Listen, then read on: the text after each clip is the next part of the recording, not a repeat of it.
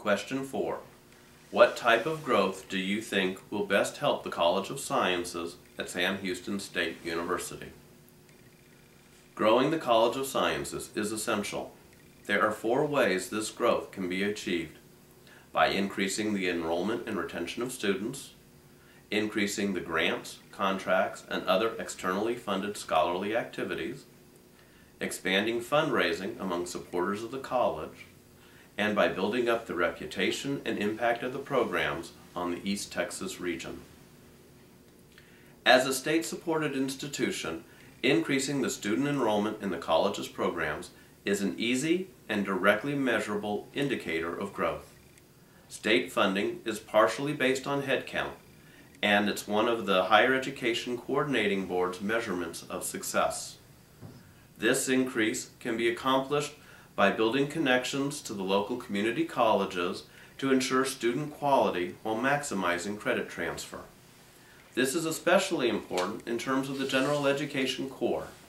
Since it has to be accepted by any institution once it's completed, a strong working relationship between the College of Sciences programs and their community college equivalents is essential for ensuring student success at Sam Houston State University.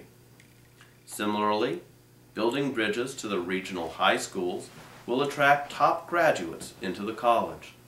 This can be done through active recruiting techniques and the use of current students as peer leaders. As a comprehensive university, Sam Houston State attracts quality students from all over the world. While signature programs, such as the ones in forensic science and in theater and dance, need to be supported in their growth, lesser-known programs, such as the GIS and computer animation programs, must be nurtured as well. Maintaining the emphasis on why attend Sam Houston State University on the college's website is important, but it's only a start.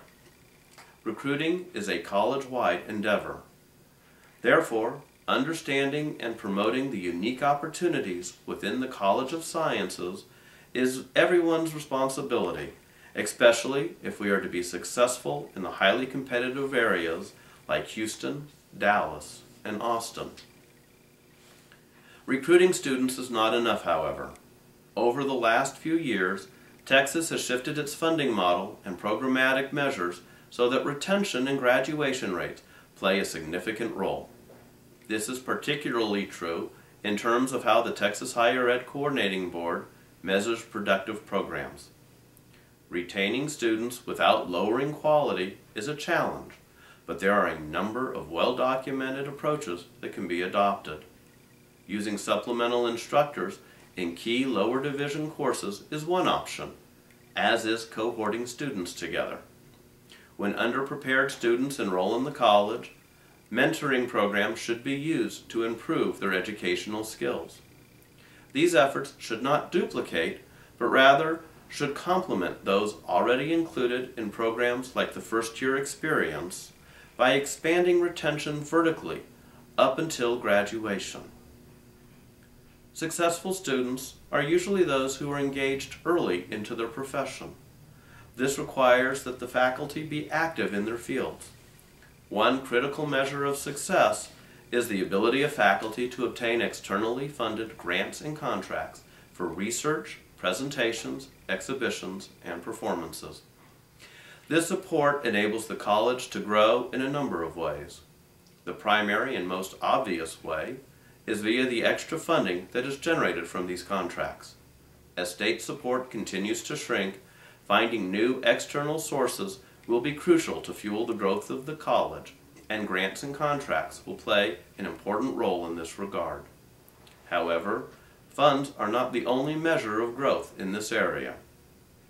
External support provides a strong indicator of the value placed on the activities of the college's faculty and supporting staff by their peers elsewhere. Properly managed, this can be used to significantly enhance the reputation of the faculty, the college, and the university. Grants and contracts are typically awarded from either governmental institutions or from foundations. In today's political climate, governmental support continues to become more competitive, while foundations are focused on rebuilding their endowments after numerous years of losses. Thus, relying only on grants and contracts for growth is a perilous path. Other sources of external funds, such as gifts and endowments from corporations, trusts, alumni, and friends, must be pursued as well. As the head of the college, the dean leads this effort. I have experience in fundraising and in working with the advancement office. I will be able to assume this role quickly and successfully. Finally, the programs within the college need to play an important role in the economic, social, and intellectual life of the region. As their reputation as a source of excellence continues to grow, the impact of the college also expands. This will have broad consequences, ranging from increased internship opportunities for students, new community-university partnerships, additional gifts to the college, and a deepening connection between the region and our programs. This latter is important politically, as it garners additional support from legislators and congressmen and helps insulate the college from political turmoil. By growing in these areas, the student and financial base of the college will be increased. In turn, this will provide the data needed to support subsequent growth in faculty, as well as an increase in programmatic support staff. Finally, as programs grow in terms of students, employees, and coverage, additional physical space can be justified. Using the enhanced connections to the region, the expenses associated with physical plant expansion can be defrayed through capital gifts, thus minimizing the impact on the university's resources while maximizing the impact that the college has on educating the next generation of leaders.